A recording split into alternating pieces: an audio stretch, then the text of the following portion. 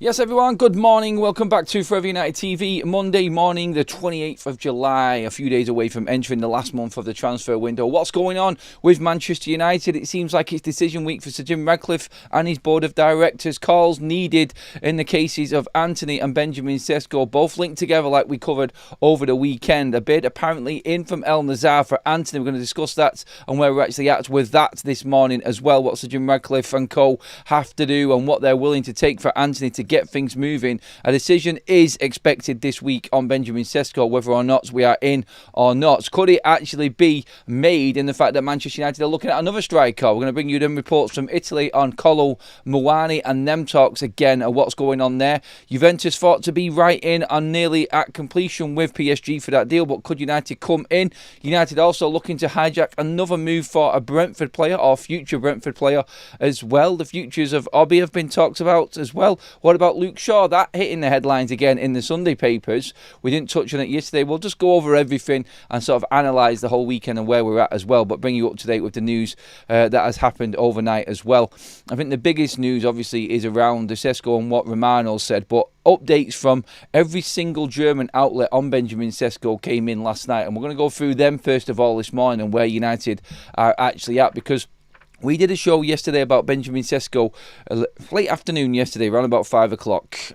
We decided to go a little bit earlier because the women's final was on. Congratulations to the Lionesses on winning back-to-back Euros, something the men could only dream of in international football. But we have to move forward now. That is it. All that matters now is Premier League football. We are less than 3 weeks away from kickoff. Manchester United play their second tour game against Bournemouth on Wednesday morning, early Thursday morning, and that then will lead us into the weekend. And United are back next week. United are back from the tour next week, and it's countdown to kickoff. What are we going to get done? All of Manchester United's major executives are over in America dealing with future investment for the stadium. Omar Barada, obviously Jason Wilcox are in the States. All of the big hitters there, Lord Cole, Colette Roach, everyone is there trying to pump up money and get the commercial side to bringing funds in for the stadium over there. So some might ask, what's happening back at home? Why is nobody at home getting these transfer dealings done? I thought it was all about the football and what happens on the football pitch. Manchester United need to be competing at the top level, and that should be our priority. We do have people back over in Europe, obviously dealing with negotiations and things. But the main thing is, like we've always said, is the players that have been left behind and them trying to find moves, and United obviously communicating with people back home, trying to get them moves finalised and over the line. Antony looks like he's the closest. We'll start with him in the outgoings, but just to update you on the Benjamin Sesco situation and where everything is at right now. Last night, like we said, we did a video on Benjamin Sesco reportedly favouring a move to Manchester United, but Romano coming out and saying that, again, late last night, that Newcastle have an offer on the table and they're looking to accelerate negotiations this week.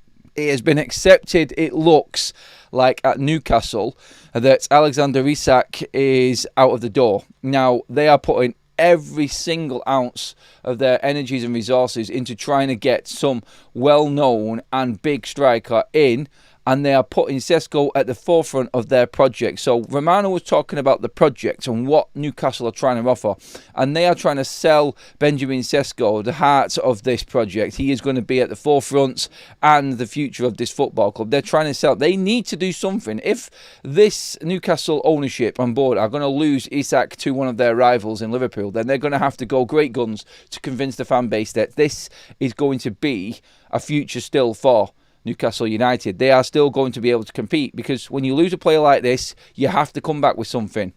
And obviously they're going to be in a completely different financial situation to Manchester United. But then reports around Benjamin Sesco preferring Manchester United are definitely real.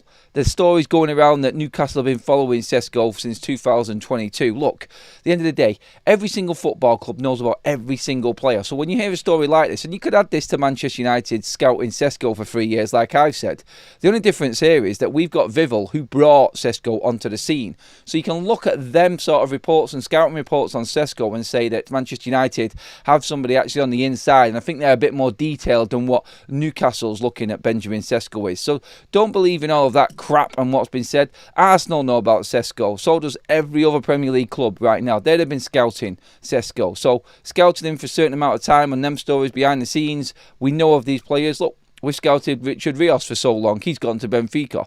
But people just make decisions. We know of every single player that's out there. So the story of Newcastle scouting Sesco since 2022, I wouldn't worry about it too much, to be honest. It's all going to come down to the player. If United come to the table, I think it's quite clear. If United make their intentions clear to Benjamin Sesco that they're going to Leipzig with a bid for Benjamin Sesco, he will go United ahead of Newcastle. I think that's clear. The only way that Sesco doesn't go to Manchester United and ends up at Newcastle is if United don't formally approach Leipzig. That's the situation we're in, and that's where the club is at right now with negotiations. We had several journalists coming out last night, Sky Germany, everybody over there in the Bundesliga who's reporting on any sort of transfer or any in the know or transfer specialist, reporter, journalist was saying that Manchester United are 100% still in on Benjamin Sesco. It's going to take that call to make it happen. A decision needs to be made whether United are in seriously or not, or are moving on to other targets. And then you will get the speculation of other strikers that Manchester United might be looking at off the back of this report and the uncertainty of whether Manchester United are really serious about Benjamin Sesco. Look, break it down. We know the player. Vival knows the player. We've been scouting him for over 3 years, just like Newcastle have. We need a striker. It's quite clear we need a striker. And obviously, Manchester United have competition for one of the most sought-after strikers in Europe right now. Obviously, other clubs have been after him as well, but it's come to this point in the window where there's an opportunity. And it's up to Manchester United to go, right, we're going to commit to going for Benjamin Sesco, knowing that we're going to sell other players on. Now, everybody's talked about Manchester United needing to sell players first. And obviously, that is a big thing. With no movement on Garnacho significantly yet. Obviously, Chelsea now have just raised more funds in selling João Felix. So they could be in a position to move. There's no confirmation on Otto or Xavi Simons yet in terms of Chelsea getting any further. Just talks that they are in negotiations with both Ajax and with RB Leipzig for them two players. We know that Leipzig need to sell certain amounts of players to raise a certain amount of funds this summer. We're looking at Xavi Simons and Benjamin Sesco being them two players. That's been reported.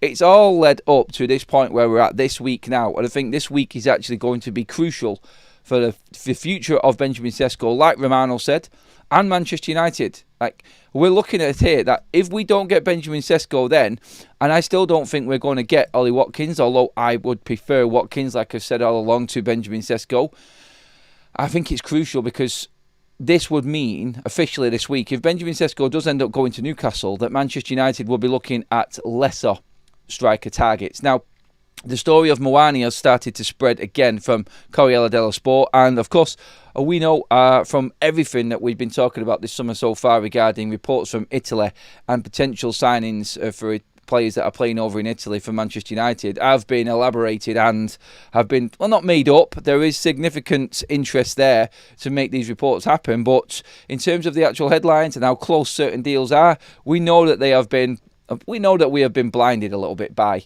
the smoke and the murky waters of how the Italian reporters work. There's only really Romano we can rely on coming from Italy at the moment for any transfer whatsoever. And he's always kiboshed, for instance, the Sancho situation with Juve and things like that. Talks are on, but nothing significant has changed.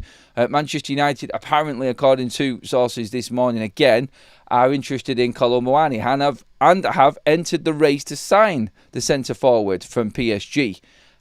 Again, unless this is a loan, United are not going to be buying Kolo Muani. I'm telling you this straight out right now. He's not Prem-proven. He has got a record of chopping and changing, not doing it at a big club at PSG. Yes, he did well in Juve and had an alright season. If United can get Kolo Muani on loan, I'm all for it. I am all for it, but this is not a signing that Manchester United are going to be making with significant investment put into it. I can tell you that for nothing now. I think we don't even have to know anybody in and around Manchester United to know, just off the way that we have conducted business so far. He's not Prem-proven. He hasn't got a great record anyway in top European football at the moment. It's okay. And if you're going to be dealing with PSG, who want to make significant investment themselves already this summer, then they're going to charge an arm and a bleeding leg. And United just don't have that money. And is Kolo Muani worth that amount of time and effort if you are going to have to spend the money that you have made and, let's just say, scrimped and scraped around for in selling players this summer? From our not wanted list. It's not something that's going to happen. I'm going to put that out there right now. I don't care what people think. I just don't see United going for Muani. Personally, he is down the list on strikers that I would go for. And I said it. If it's a no obligation and United are not having to secure his future, i.e. you get a loan deal done for him and you take him off the books and pay his wages that PSG have got him on for a season, no problem. Perfect scenario for United if we don't manage to get our top striker targets. But at the moment, no. Definitely not. And I don't see PSG wanting to do another loan from Muani. It's like, right, you've had a taste, and this is usually how it goes. You've had a taste, now show us the money. You're not taking the mick again. I think that's the stance with Man United over Antony as well at the moment. It's like you've had him for nothing for a season. All you're doing is paying a sum to his wages, and now you want to do it again.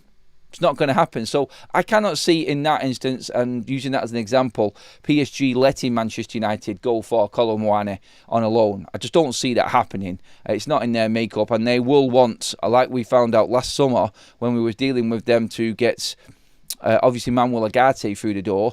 I think that is going to be the worry and concern for United, because that took most of the window.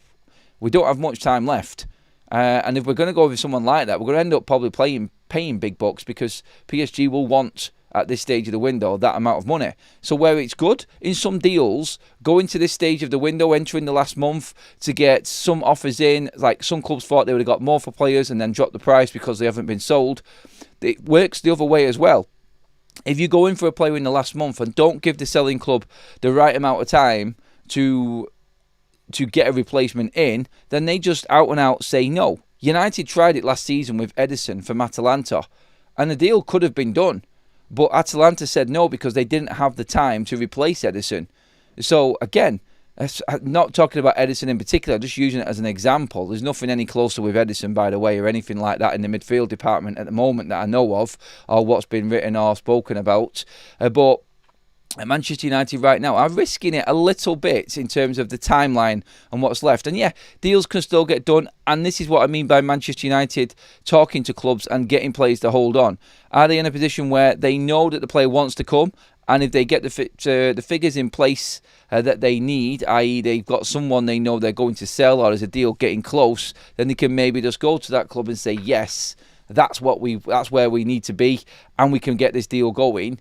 That, I think, is where Manchester United are at now at the moment. And it's going to come down to one of the bigger players being sold, I think, or an idea of it being close to being done, like feeling relatively comfortable with a situation and going to Leipzig and saying, let's get this deal done.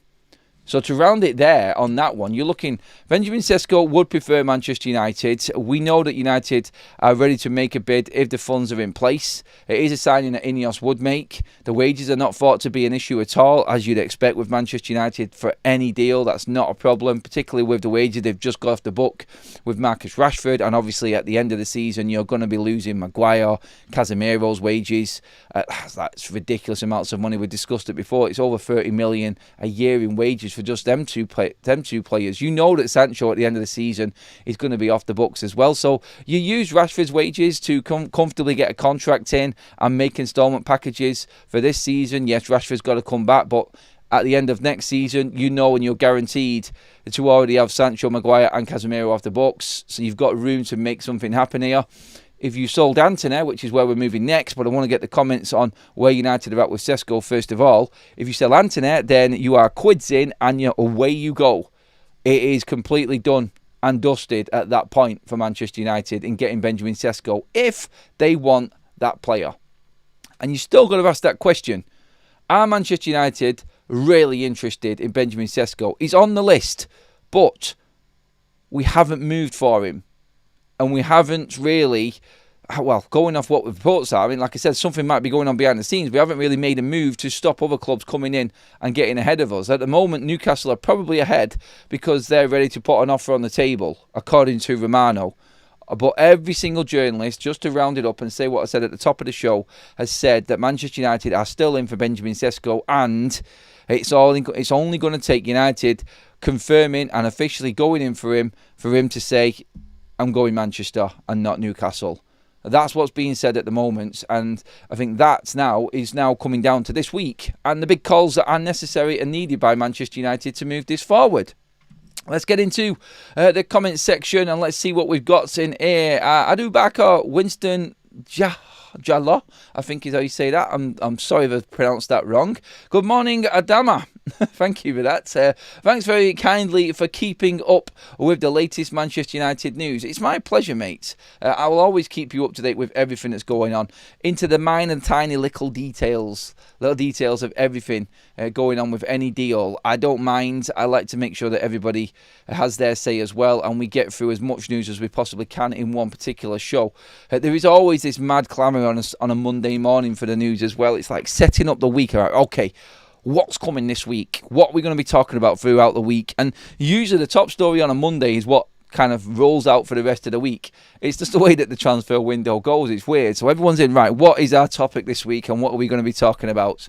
Unless we get some major bomber from an Ornstein or Romano out of the blue, then it is all going to be about Antony and Sesco. And like I said, we'll move on to Antony in a moment, but Benjamin Sesco, I think this week is going to be the hot topic. Like it has been pretty much the most of last week. Starting the tour and things like that have obviously taken top priority, and United playing football again. And it's good to sort of spin off away from the transfer news and look at what we've actually got, because we are going to discuss in this show some of the other players as well, because a lot of people are being convinced just off friendlies about certain players, and I've tried to play that down, but it is starting to take a hold, and I've seen it on social media, so we'll get into that as well. A trillionaire, I wish I was a trillionaire. Stay away from Kolo Muani. That's equivalent to getting a Højlund or just a bit better than Højlund. What's the point? Only on loan for an half-decent striker, mate, because, let's be honest, he was in the Hugo Ekitike mould of player. The fact that he was at Frankfurt is quite funny, actually, and he was sold for a similar price to PSG from Frankfurt, but just didn't make it.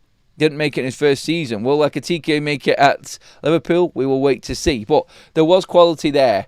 And this is also a worry as well, because let's not forget, Kolo Muani had a great season. That's why he went for so much money in the Bundesliga. And what are we talking about right now? We're talking about Benjamin Sesko in the Bundesliga. And that is the uncertainty. And that is why Manchester United, I think, are just not fully convinced that Benjamin Sesko is the man. The only reason I think this has got more chance of happening is because of Christopher Vivel and him actually being there on the front line, talking to the likes of Ruben Amorim and dealing with a lot of Manchester United's recruitment. Obviously, as the head of recruitment, you'd expect him to be, but I think the knowledge of the knowledge he has of Benjamin Sesko, bringing him through from a teenager to where he is now, and him building that pathway to becoming this player that is sought after right now. This is a man that knows him inside out. So I think this is why Sesko, above anyone else, probably has traction. Because if we go off what the profile and what Manchester United as a club have been doing in the transfer window this summer in particular, and what the actual planners look like, Benjamin Sesko would not be on Man United's list. He's a striker that is way down the list, obviously, and let's be honest, we're ticking off the strikers as they're going to other clubs by the week at the moment, aren't we? With potentials for United. So, really, Benjamin Sesko, I think he's there because of Vivel. I really do think that the only reason we're in is because of him and his knowledge of him. Newcastle are in because they're desperate. And they are. And they've got a better team. And I think Benjamin Sesko, this season, if I was a betting man, and I wasn't a Manchester United fan right now, and I had to say, would Benjamin Sesko be better off going to Newcastle or Manchester United? I guarantee you, every single pundit, every single former player, or anyone in football, journalist-wise, would say, and advisors to Benjamin Sesko would say, he would have a better chance of success going to Newcastle than Manchester United. Facts. I think everyone's opinion would be of that. We're Man United fans, and we're obviously going to say that he's better at United. We know the potential that he has got, and we would love him but he would work so much better for Eddie Howe than Manchester United right now. And I'm a United fan saying that. I'm realistic in how I approach things and how I look at what things are.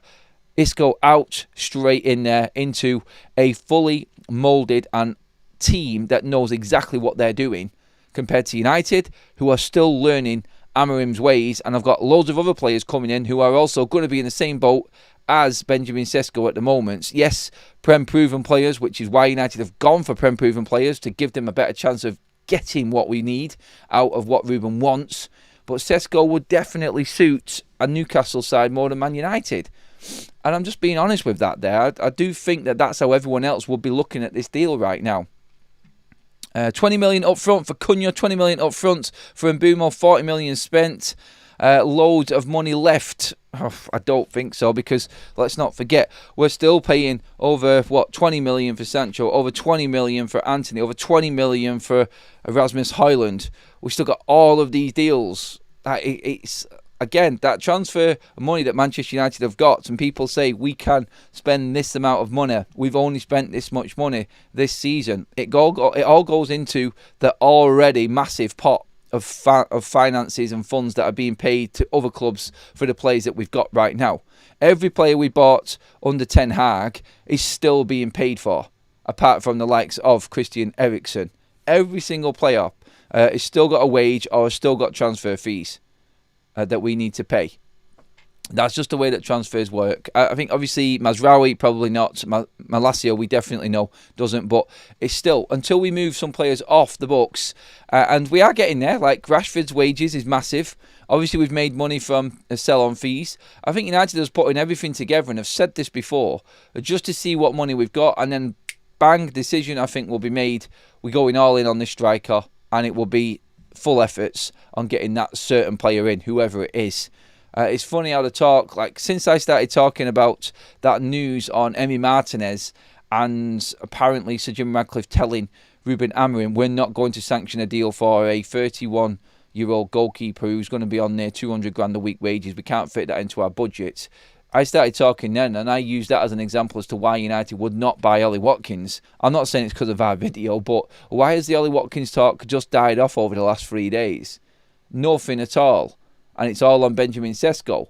You can see why I was looking at it that way, and why I think Manchester United wouldn't buy Ollie Watkins. I think Ruben would. I don't think Manchester United's recruitment team or management team would go for Ollie Watkins at this stage. It's just not something that they have done. And here we are now, late stages of the transfer window, and like I said before, Manchester United right now need to make a decision this week going into this last month, because they need to give. And I know we don't really care about the opposition that much, but United need to think like a team is going to, or a club is going to stand strong on keeping a player because they haven't got time to replace him. If we went all in on Ollie Watkins now, then we've got a chance of getting him, but only at Villa's price, and we're haggling over the price. We don't want to spend that much. If we decide that Ollie Watkins is our player, I could see United not getting a striker at all in this window, because Villa would stand firm. They would be like, we're not going to sell a player that we don't want to replace right now for 45 million as to what Man United want to pay. Why should we give our rivals one of our best players that guarantees them goals, and we lose them goals, and we haven't got enough money or time to find a replacement for Ollie Watkins? You've got to think about what the other club are actually thinking about here. It's all right us saying it as a Manchester United fan base, and we're talking about what's best for us, but what about them? And this is where I look at it and I go, this week now, like it's the end of the tour, by the end of the weekend, they're coming back.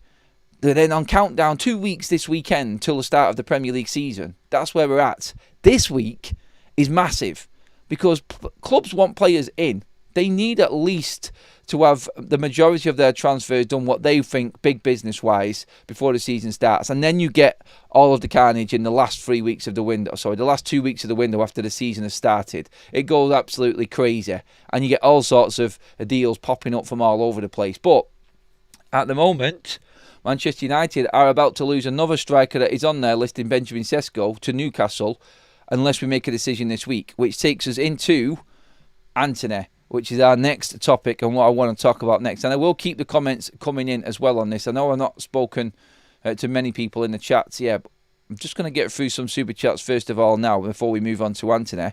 I'm just going to put this here. And Mbumo and Cunha will bang in more than Gyökeres. The second half showed why we need depth in the midfield and up front, mates. People keep ignoring the up front thing. Again, I get your midfield. I do. We need it, but we need a striker. We cannot rely on Obi. It's not fair on him. It really isn't fair on Obi Martin, on Chido Obi, to just say that we need a midfielder. We could actually destroy a young lad's career here. I don't think people are looking at it that way, and I think it seems a little bit extreme, but you cannot rely on Rasmus and Chido Obi. It's not there. I know we've got Xerxes, but he isn't an out-and-out striker. He can play a role, but he's not a starter for United, I don't think. Just my opinion on that as well, but I think it's unfair on Obi to actually throw him in as a player that Man United are actually using this season. I don't think it's the right time for him. I think he needs more development. Sesco is massive risk at that money. Mateta, for me, how much would you spend on Mateta, by the way, chat? Good point from Al there. Mateta is still there as an option for Manchester United. Who would you prefer? Who is your preference as a striker? Sesco or Watkins? I've just thrown in that poll right now, just for you to gauge where you're actually at. Let me know what you're thinking. Watkins or Sesco? Don't be carried away by what I'm saying. Give you your own opinions, please. This is what the show is about. Get in with your thoughts on that one, please, everybody. Insane Gamer says we don't need Sesco. Obi is literally developing. Højlund will stay. He's young and needs to develop. Watkins, Mateta, Evan Nielsen should be the priority. Prem-proven strikers is where Insane Gamer is going with that one. And a lot of United fans would agree with that. And you know what? Watkins, like I've said, is my preference. The fact that we've got a teenager in Obi, the fact that we've got a 22-year-old in Rasmus Højlund already, kind of tells you that United should be looking for a more experienced striker. And Sesco isn't experienced in his career. 2 years in at the highest level in the Bundesliga. That's all he's played. Yes, he's obviously played at the other Red Bull Group team as well. And, I mean, Austrian League, can we say that is... No, it's not high level, is it? And no Premier League experience. 2 years at the top flight in the Bundesliga. Does that warrant Manchester United spending that amount of money again? It's the same as Rasmus Højlund had, near enough, in Italy. So, that's the decision that United need to make. Rose with a super chat. Thank you, buddy. I don't think losing Sesco is the worst thing in the world. He seems raw and inconsistent. If Watkins is too old, I'd go for Vlahovic. And then it brings Vlahovic back in. And it's a very, very important comment there. And thanks for the super as well, Rose, that he's just made there. There is other strikers there that Manchester United can get that have got the right credentials and characteristics that Ruben can use. And like Romano said, United will buy a striker this window. Thankfully, there are a few more teams now in for Calvert-Lewin, and United don't seem to be on that list of teams. Someone sign him, please, before we get to the end of this window and some idiot at this football club makes a desperate decision and bringing him in.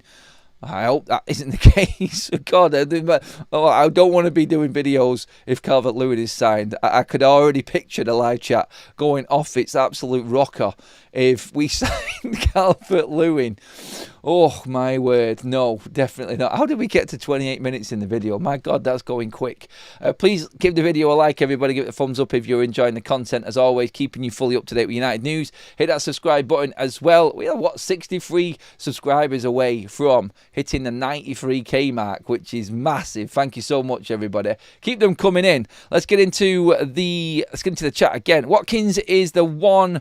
Is the one of the two I'd go for, but Mateta would be better in my opinion. I loved his battles against the top 6 teams last season. Oh, you know what? Just to have a strong centre forward there who isn't going to be pushed around, I think that would make a lot of Manchester United fans, majority of the fan base actually, feel a lot more confident going into the season, wouldn't it? Just to have that little bit of strength, and you know, you're going to bang a ball up to him and he's not going to be knocked off it. And we're going to be like, well, what was the point in playing that ball? It's just coming back every single time. For a ball to stick at a striker's foot and him to be able to hold it up, it's not asking for much, is it? There has to be a professional out there that's good enough to do that. Surely there is someone that United can buy. Mateta, Vlahovic, both would offer that for Manchester United at cheaper options probably than both Watkins and Sesco. So it isn't the be-all and end-all in Watkins and Sesco. They are the best two, I think, out there at the moment. And if you were asking me over Sesco over Mateta right now, that would be a completely different debate altogether. Watkins, I think, has proven. Don't get me wrong, like, you look back at... In fact, let me just bring this up now. So we're doing all of these stats, and we're talking about players' consistency in the league. I'm going to bring up Mateta's numbers now, actually, because I want to be 100% certain on this. So when you look at Mateta, you say, right, okay, last season and things like that, he had a great season, breakthrough season. A lot of people would say, oh, one season, that's it. That's all it is. One season in the Premier League. Let's have a quick look at what he's done over the past couple of seasons in the Premier League, just to back this up. So why is Mateta? So now Mateta is 28 now. So he's 1 year younger, basically, than Ollie Watkins. 14 Premier League goals last season in 37 appearances with 2 assists. 17 in all competitions for Jean-Philippe Mateta in 46 appearances. So that was last season. So he's hit double figures in the Premier League, which is big. And we all know that is something that Manchester United could really do with right now. Then you look at the season before, he hit 16 goals in the Premier League the season before, and 19 goals in all in 39 appearances. So the season before, he was actually better than last season. So that was Jean-Philippe Mateta's last 2 years. If we go one more year down on him, just to look at this, and this is all in the Premier League, don't forget, he got 4 goals in 33. Okay, not good. But he's now had 2 consistent seasons in the Premier League. And that's why there is a shout for Jean-Philippe Mateta to come into Manchester United. He is Prem proven. When you get 2 full seasons like that and you're hitting the teens in goals scored in the Premier League, not all competitions, but just in the Premier League, if you're hitting between 14 and 20 goals a season, that's gold. That's the type of striker that I think Manchester United should be looking at above everybody else. He has got 1 year. And on that contract, I'm just going to bring up Mateta's contract. It says here that he has got 2 years left to run. I don't know if Palace have triggered an extra year that we didn't know about, which is interesting. Just checking now. Yeah, it says his contract here is ending in June 2027. Now, I was under the influence and thinking that his contract actually ended in 2026. Not the case, apparently. Now, I don't know if there has been a trigger there with it turning over from June, but that's not what I thought anyway. I'm just going to double check on another website quickly just to make sure that that is actually correct. But I think if 2 years is left to run on this, he's not signed that new contract that Palace are trying to get him on at the moment. So let's just bring this up and just make sure for certain before we move on. I promise I'll move on in a minute. I just need to get these facts out of the way. I like to be 100%.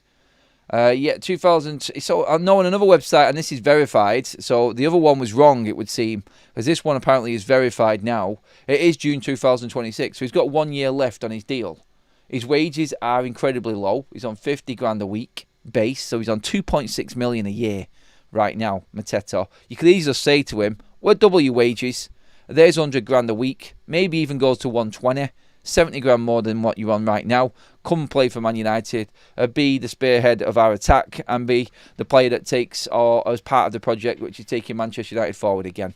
That's my shout on Mateta anyway. And he's definitely in the argument as another option besides the likes of Sesco and Ollie Watkins, I think. No news on Mateta, by the way. And if you are just joining us on the show, don't think that we're talking about Mateta because there's news. We're just talking about him as an option amongst fan debate right now because not everybody's fully convinced on Sesco.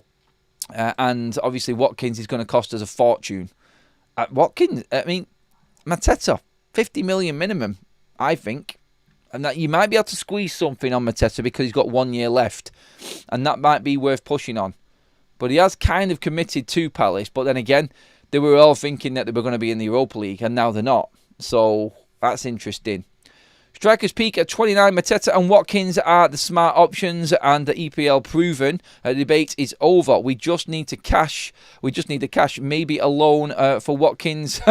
There's no chance of a loan, mate. I don't think Villa would accept that one. My God, imagine asking Villa to loan Ollie Watkins. Jesus, they'd come straight back at us, wouldn't they?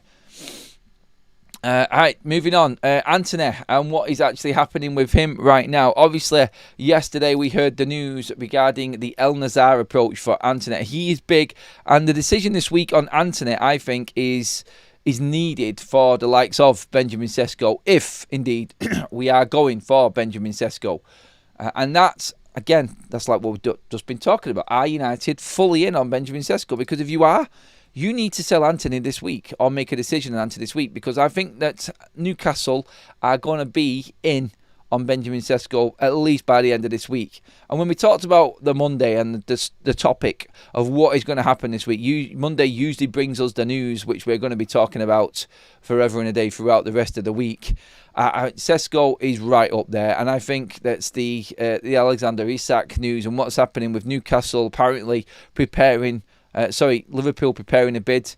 Their first offer in excess of 100 million for Isaac. I think this now, and where we're looking here, is that this week is going to be decision time for United on Antony, because we obviously clearly need to have money in place to go full on in on Benjamin Sesco, and it's not there. It isn't there. So when we look at the Antony situation, he is the only player really that is probably on the cusp of making a move. He's the only player that's really, realistically, likely to be moving over the next, week or days. Like, the bid we're hearing is in, and no one said that there isn't a bid. I think there's a few other journalists right now that are looking into this Antony deal to try and find out whether it is realistic or not. I think we're going to find out, obviously, in the next couple of days. First of all, if it is genuine, and then secondly, if it's accepted. The reports from yesterday, just to go over, if you weren't watching yesterday, the reports from yesterday are that Al Nazar want both João Felix and Antony as their top targets. And now Antony is 100% a top target for Al Nazar, which would open up Manchester United's transfer window again, like we've said. And then it's up to United to decide whether they're going to go and spend massive on Sesco or Watkins, or whether we go for a cheaper option. Now, there are plenty of other options there for Manchester United to go for, but it isn't going to happen until I think this Antony deal is done. Now, we were saying Garnacho is the key. If Garnacho is sold, United will move forward. Garnacho and Antony look like they're the ones that are going to bring Manchester United the most money as a transfer fee. Antony's not going to be loaned out. He's going to be sold. Garnacho, we don't know yet. Desperate stages of the latter ends of this transfer window might bring us to a point where we may have to look at a loan for Antony. I hope for Garnacho, sorry.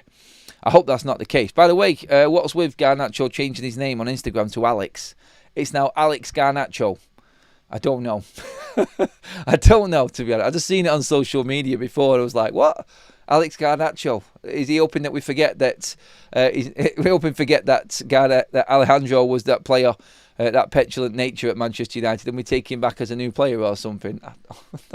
Oh, these players these days, I don't know. But Garnacho, Antony, they're the players that we obviously need to sell to move forward, and then it will be down to Manchester United. So Antony is right at the forefront of this week's news, I think, and going forward, I think the Antony situation will be clarified. I think it will be confirmed by some other journalists this week. There's too much been said over the weekend for somebody significant or well in the know or more reliable to come out and say. Ben Jacobs will be the one that either completely poo-poos the idea of Antony going to Saudi, or will be verifying it and saying, yes, there is talks and this deal could happen.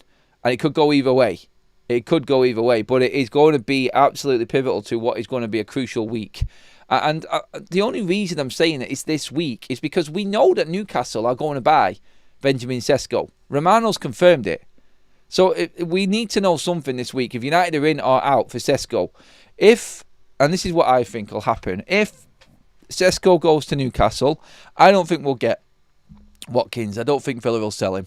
United will have to go out and bid 60 million to get Ollie Watkins, and then the fan base will have its meltdown, and the debates and arguments will continue into the season. I guarantee that if we went and spent 60 million on Watkins, everyone would be like, what are we doing?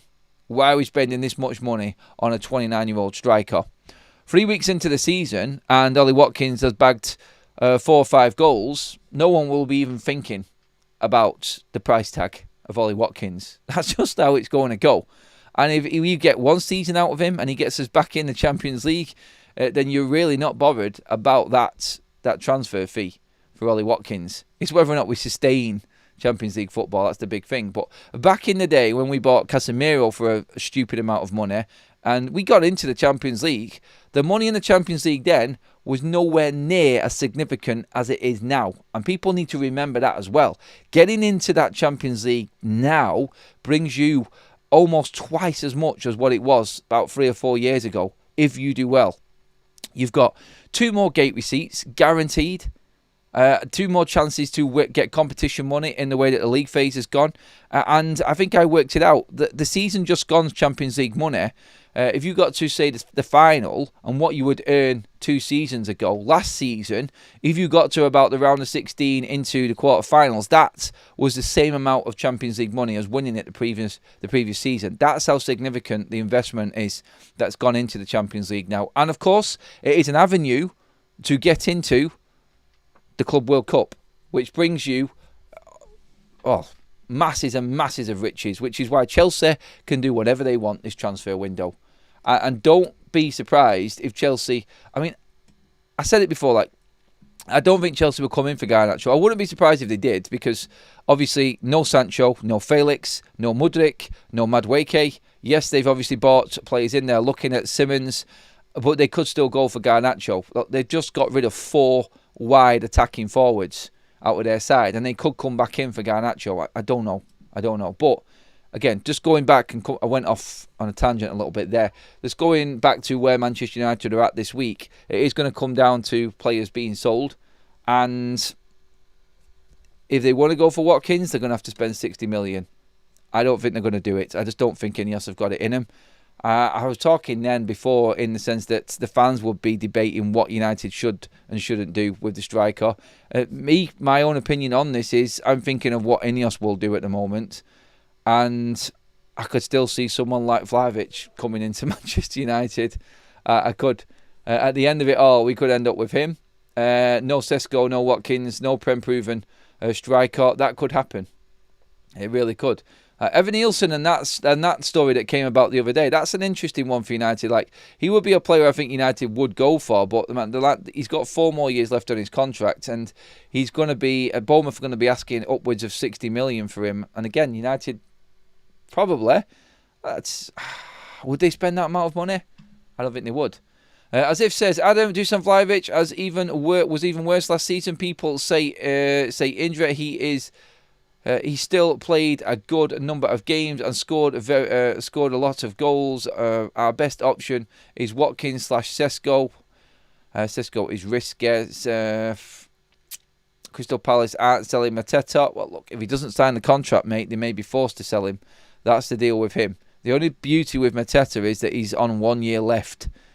And he's into that last year now. So he's got, 11 months left on his contract right now. 10 months left on his contract. That's going to start ticking away, and someone will try for Mateta by the end of this window, 100%. We have enough young players with potential. We need more experience at this point, providing the price is right. I'd go for Watkins. I'm all for a business for the future, but we have plenty for the future. Again, like a lot of people saying, let's just get the right player in that we need now. And here we go again with another headline that's just dropped onto my screen right now. Gianluigi Donnarumma is heading towards departure from PSG. Manchester United, Manchester City, Galatasaray and Saudi clubs all want him. The Italian's renewal is at a standstill, and PSG are closing in on Chevalier. Ooh, no. Again, no. It's not happening. United are not going to buy Donnarumma. I just don't see him being in. I don't think City will either. James Trafford's just been bought by Manchester City. I don't see City buying 2 first-team goalkeepers in one window. The opportunity might be there for United, then by all means, go for it. If you feel like you can get him, yep, I'm taking Donnarumma every day of the week. I would feel 20 times more confident if I had someone like him in the goal going into this new season, rather than our clown in the nets at the moment, Andre Onana. That is for certain. People asking about the retro shirts again in the chat. I've just pinned it in there. Link there. Cheers for that, Gray. The link is there if you want to get your jersey, all your retro kits, as little as 15 quid for kits like this.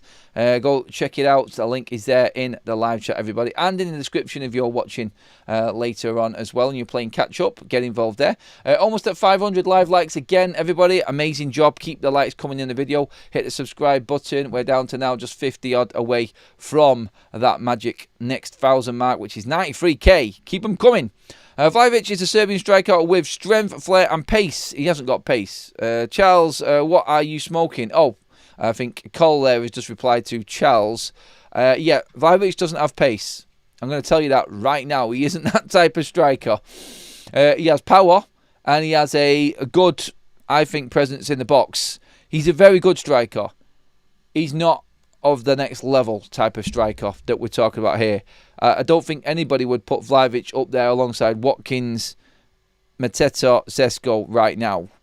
But then again, a lot of people would argue the point about Vlahovic actually being, I think, a better option than Sesko. That debate is there when you look at it. Like, you've got someone there who is more experienced, who's scored a lot more goals, who's played in a lot more big tournaments, has featured in World Cups, European Championships, done well in them, and he's only 25 still. He is cheaper, and I think financially a better option for Manchester United. Some would argue that Vlahovic is actually ahead of Benjamin Sesko as a potential signing for Manchester United. I do think that some would actually look at it that way. Quickly into the poll, let's have a quick look. Who is your preference? We've had this one running for a while now. Sesko or Watkins? Sesko, 72%. Going off what the comments have actually been this morning, I didn't see that poll being that far apart. I thought Watkins would have been a bit closer. Well, 72% out of nearly 1,300 votes would say that Sesko's a better option than Ollie Watkins. Damn. A couple of super chats in from Sean Block. First of all, Adam, I'm an FUTV subscriber. Recruitment drive in Tenerife, making it my holiday challenge to get you to 100k. Thanks to all the hard work, mate. Love that, mate. You're away. Something's going to happen transfer-wise this week, mates. Hopefully, you're right about that, Sean. Enjoy your holiday, my man. Have a few beers on me, please, as well. Love the early shows, mate. Perfect timing for us in Australia. Red Smurf United, my pleasure, mate. I love the Australian fan base. You guys are as passionate as any fan base that I've seen out there. And I've seen a few. And yeah, keep it coming, mate. Appreciate the super chat as well, man. Let's get into some other news that is dropping in. Let's just make sure. One here, I think, from, Graham Bailey, just going over the goalkeeping situation again. Aston Villa, Emi Martinez is of interest to Manchester United, and there was contact between the two clubs last week. Okay, thank you, Graham, for that one. We kind of knew about that already, but again, I think journalists are trying to drum up the interest in their own accounts and their own websites here with certain stories that are factual, but really not as important right now to everybody. Well, Graham Bailey is right there, like there was contact, but we've just did a story about Donnarumma, we just did a story about Emi Martinez.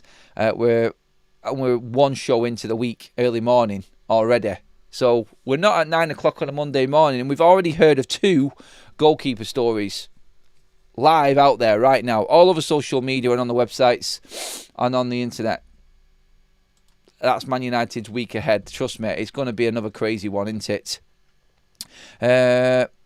Were there reports of Ruben wanting Watkins, but Sir Jim Radcliffe saying he is too old? False. Were they false?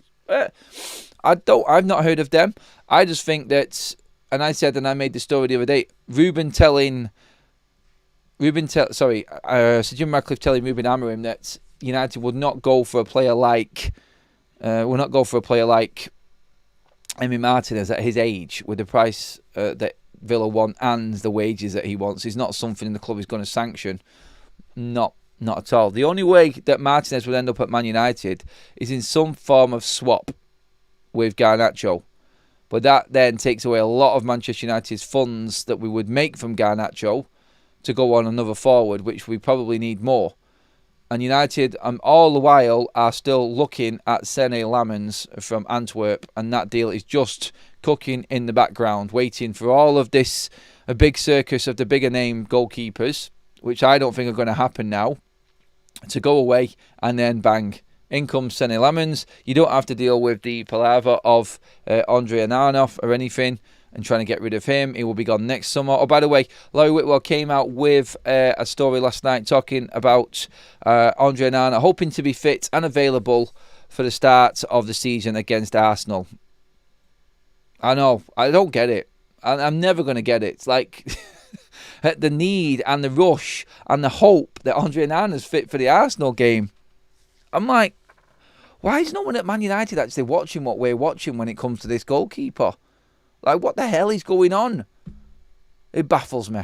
It really does baffle me as to why this club think that Andre Onana is the right man.